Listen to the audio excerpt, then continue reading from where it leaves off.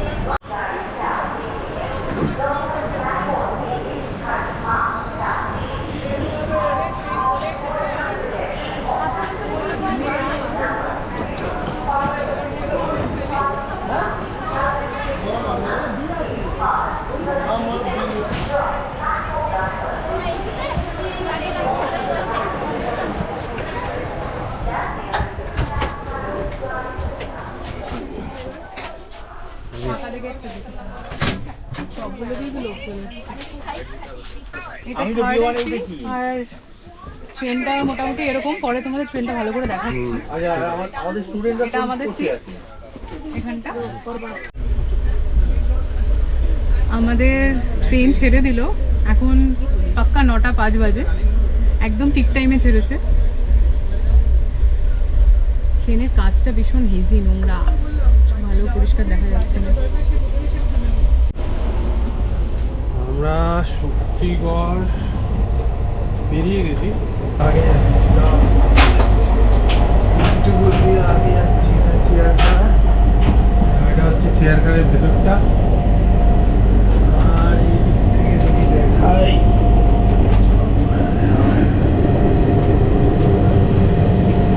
দেখো এটা হচ্ছে কি পুরো ট্রেনের ভিউটা। আমরা বর্ধমান ঢুকছি, ট্রেন যাচ্ছে মালগাড়ি।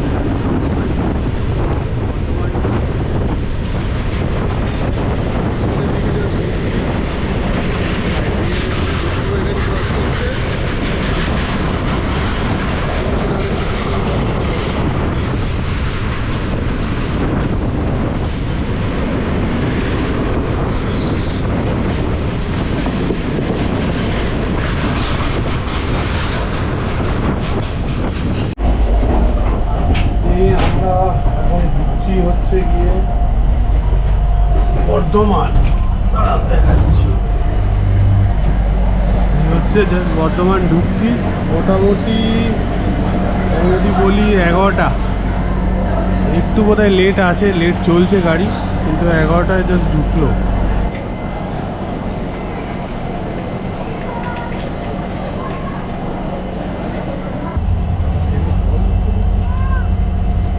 আমরা চলে এসেছি রামপুরহাট স্টেশন।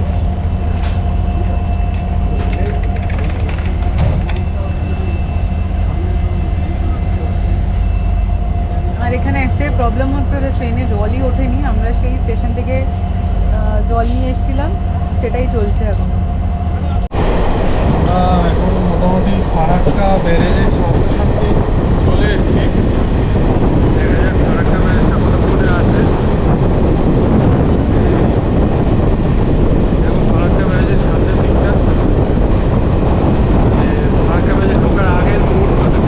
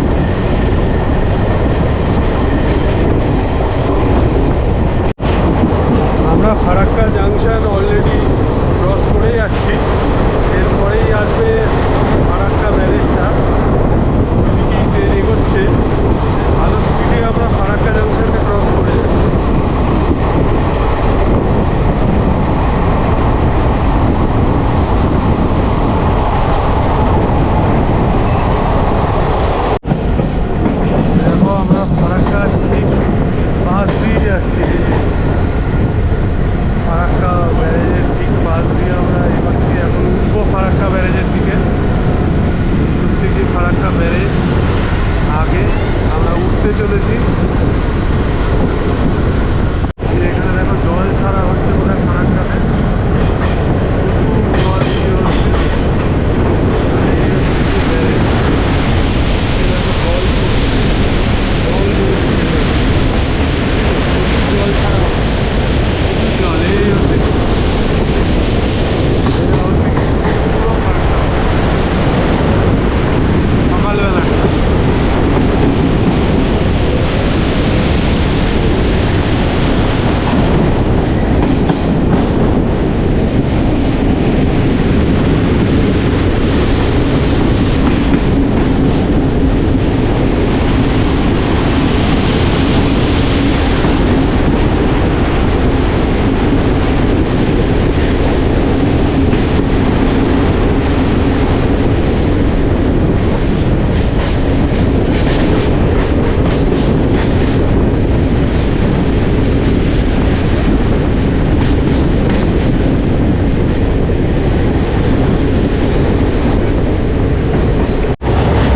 আর এদিকে হচ্ছে ফারাক্কা ব্যারেজের ডাউন লাইন, এখন বুট ট্রেন যাচ্ছে, যে এরকম তো জল, এই যে জলে জল ছাড়া হচ্ছে, ওই জায়গাটার জল এরকমভাবে হয়ে যাচ্ছে।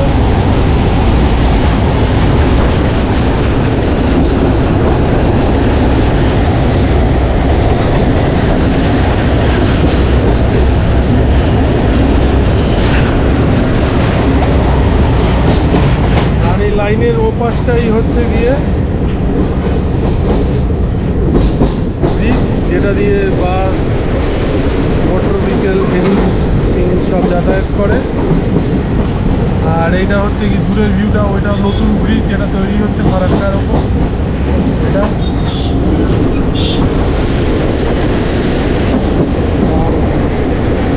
সকালের ভিউটা আমি অনেক বাজে দেখি, যেটা ম্যাক্সিমাম টাইমেই রাত্রিবেলা ক্রস করে যায়। সকালের ভিউটা অনেকদিন পরে দেখি।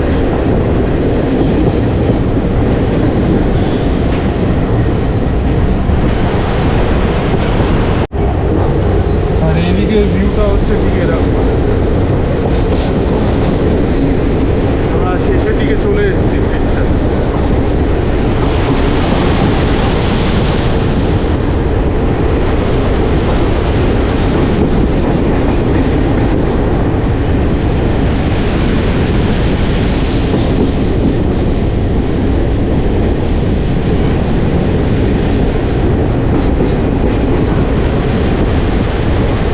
আমরা একদম ব্রিজের এন্ড সাইডে চলে এসেছি।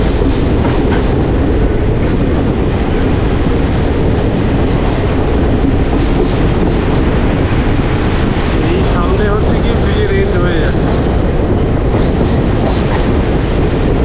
বিশাল বড়।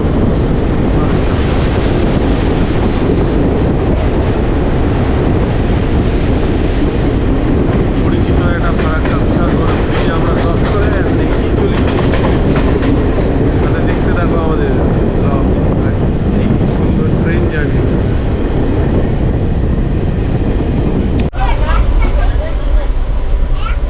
এখন বাজে 5:20, আর আমরা এখনো ট্রেনে, আর ট্রেন লেট কিন্তু মোটামুটি 50 মিনিট থেকে 1 ঘন্টা লেটে চলছে। কখনো টাইমটা একটু কমছে, কখনো বাড়ছে।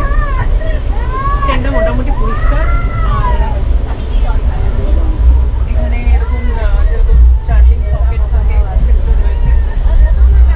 এসিটা ঠিকঠাকই চলছে, শোয়ার জন্য বিছানা সব কিছু দিয়েছে।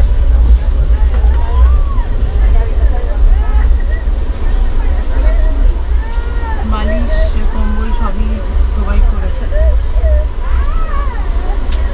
ঠিকঠাক, তবে টাইমে, ঠিকঠাক টাইমে পৌঁছলে ভালো হতো। NG3 আমাদের ঢোকানোর কথা ওই 7টা, 7:15 ওরকম তার দিকে, কিন্তু সেই টাইমের মধ্যে আমরা পৌঁছতে পারবো না, আমাদের আরও দেরি হবে যেতে, কারণ অলরেডি লেট। এখন বাজে 7:35, আর আমাদের ট্রেন হলদিবাড়ি এক্সপ্রেস আমাদেরকে নামিয়ে দিল স্টেশনে। আর ট্রেনটা অ্যাকচুয়ালি ঢোকার কথা ছিল হচ্ছে 6:45 সময়, 7:45 ঢোকার কথা ছিল, তো ঢুকলো এখন 7:35, মানে এতখানি লেট। আর বসে বসে ভীষণ বোর হয়ে যাচ্ছিলাম, ভেতরে কিছু করার ছিল না। তো আমরা আজকে স্টেশনেই থাকবো, কোথায় কি থাকছি কি করছি দেখাচ্ছি, তোমাদের সাথে শেয়ার করছি, সাথে থাকবো। এটা রিটায়ারিং রুম, আমরা রিটায়ারিং রুমে পিএনআর দিয়ে রিটায়ারিং রুম বুক করেছিলাম। এটা হচ্ছে আমাদের রুম, মানে এটা কেবিনে আমরা নিয়েছি। কেবিন ছাড়াও কিন্তু এখানে রুম পাওয়া যায়। রুম কিন্তু মানে আমরা যখন বুক করেছি রুম তখন অ্যাভেলেবেল ছিল না। এটা হলো কেবিনের রুমগুলো, এটা খালি আছে, এটাও দেখিয়ে দিই। তো এখানে একটা অসুবিধা, এখানে একটা লকার রয়েছে, আর এখানে ডাবল বেড রয়েছে, দুজন শুতে পারবে। পুরোটাই এসি, কিন্তু একটা সমস্যা হচ্ছে এখানে থাকতে গেলে কোনো লক সিস্টেম নেই। ভেতরে লক আছে একটা ছিটকিনি, বাট বাইরে থেকে লক করে যেতে গেলে এখানে একটা তালা কিনে আনতে হবে, তালা আনতে হবে সাথে করে। তালা ছাড়া কিন্তু মানে এই রুমে থাকা যাবে না। আমরা তালা আনিনি, তো আমরা রিসেপশন থেকে তালা দিয়েছে। এবার সবাই যদি এসে তালা চায় তা সবাইকে তো দেবে না, সুতরাং সাথে একটা তালা এনো যদি কেবিনে পাও। আদারওয়াইজ ফ্যামিলি রুম পেলে সেগুলো ঠিক আছে। আর এগুলো আমরা যখন অনলাইন বুক করেছি আমাদের 600 পার হেড, মানে একটা রুম 1200 টাকা পড়েছে, জিএসটি আলাদা।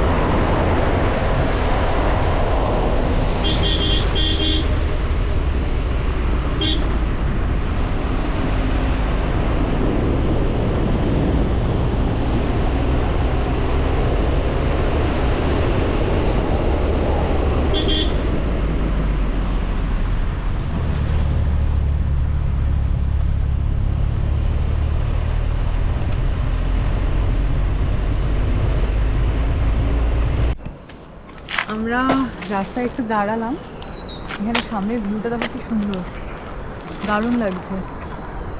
রাস্তাটা এখান থেকে পুরো চলে আসছে।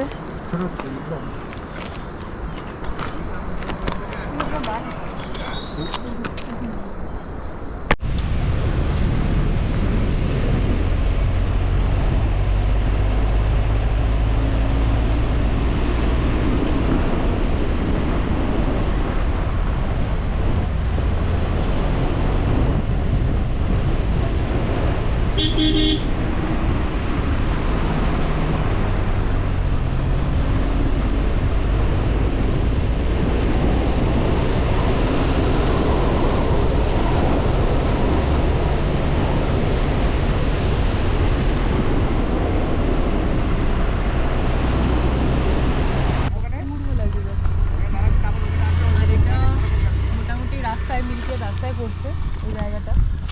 আচ্ছা, ওয়েদারটা একটু মানে মেঘলা ওয়েদার, ঠান্ডা লাগছে কিন্তু মেঘলা ওয়েদার বলে ক্লিয়ার আসছে না, কিন্তু খালি চোখে জানি না ক্যামেরাতে কতটা দেখাতে পারছে, খালি চোখে দারুণ লাগছে দেখতে ওপর থেকে, খুব সুন্দর লাগছে।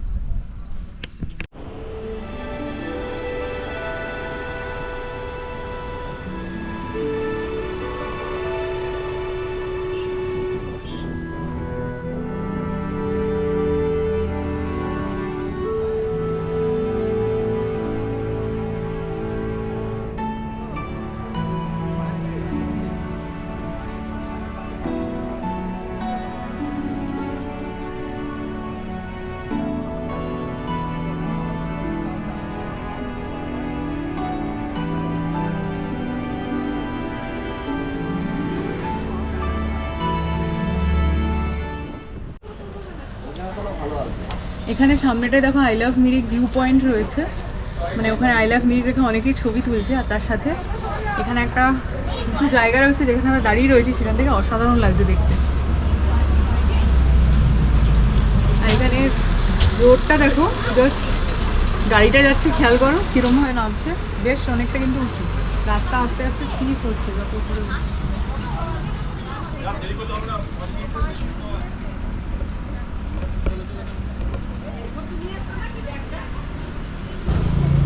আমরা চলে এসেছি মিরিকের দিকে, মানে মিরিকেই চলে এসেছি। সামনেটাই হচ্ছে মিরিক লেক, আর এখানে বসার জায়গা।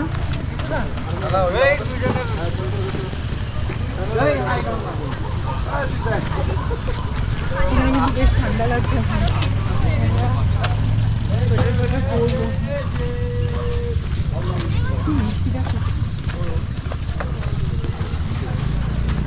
এটাই পুরো লেকটা।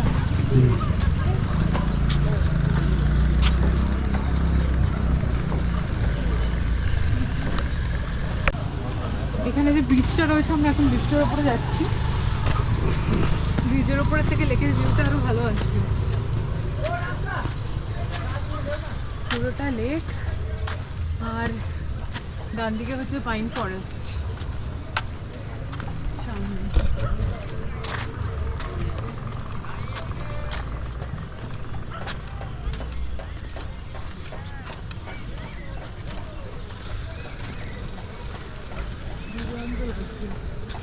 আগের বার আমরা নজর বলেছিলাম।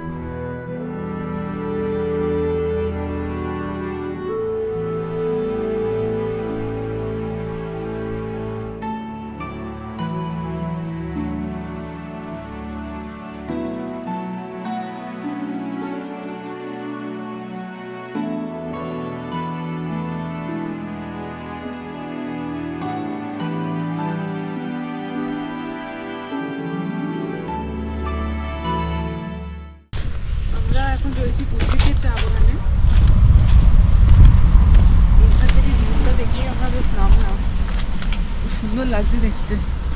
দেখো এটা গুডরিকের চা বাগান। আমরা গুডরিকে যে থারবো বলে চাটা ছিল গ্রিন কালারের,